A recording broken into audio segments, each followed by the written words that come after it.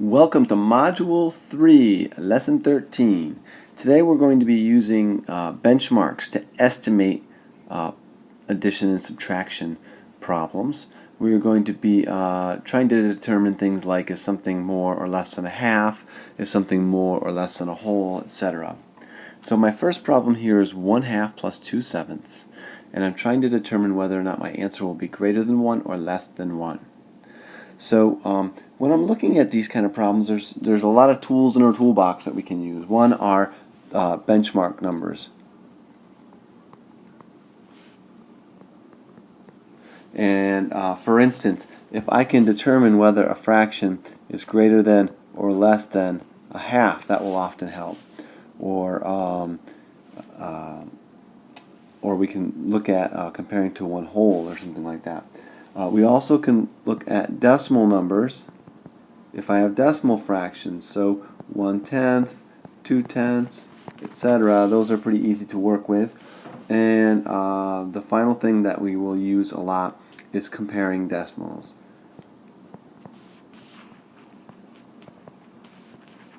That's kind of messy there, but for instance, if I know that 2/3, if I compare that to 2/5, let's see, I know I could subtract 2/5 from 2/3 because 2/5 is smaller than 2/3. So if we can compare fractions, we can often help us estimate that way. So in this case, I know my first fraction is an easy one to work with. It's a half. So that one I can work with easily. 2 out of 7. I look at that and I know that half of 7 is 3.5. So 2 is less than that. So this fraction is less than a half. So if I know that a half plus a half is a whole, a half plus something that is less than a half is going to end up being less than 1. So let's see, let's try another one here. What if I had 1 and 1/4 and I'm taking away 1/3? Here's an example of when I could compare decimals. So I'm trying to take a third away from a fourth, actually away from 1 and 1/4, and I want to know whether my answer is going to be greater than or less than 1. So anyway, taking the third from the fourth, a third is bigger than a fourth. So I have to take away more than this fourth to solve this problem. I'm going to be taking part of that whole also. So therefore, I know my answer here has to be less than a whole. For my next pair of problems, I'm going to be trying to determine whether the answer is going to be greater than a half or less than a half. In this problem, I have a fourth, and that's clearly less than a half. It's a half of a half.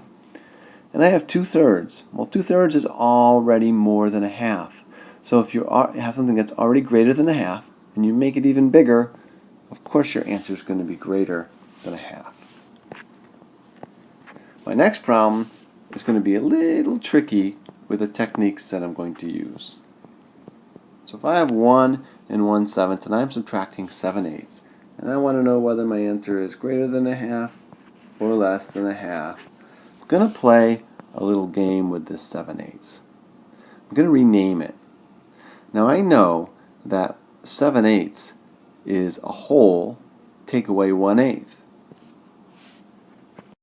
So what I'm going to do is I'm going to go ahead and rewrite my 1 and 1/7, and I'm going to take away a whole, and then I'm going to add back in an eighth.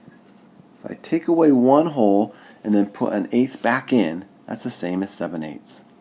Well, as you can see, if I take that 1 away from that 1, I'm left with a 7th plus that 8th that I have to add back in.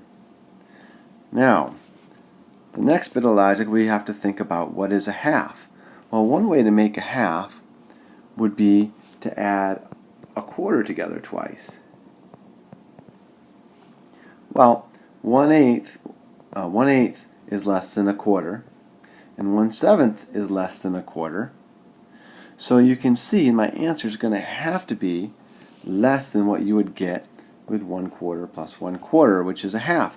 So my answer has to be less than a half. That one was a little tricky, the hardest kind we've got here.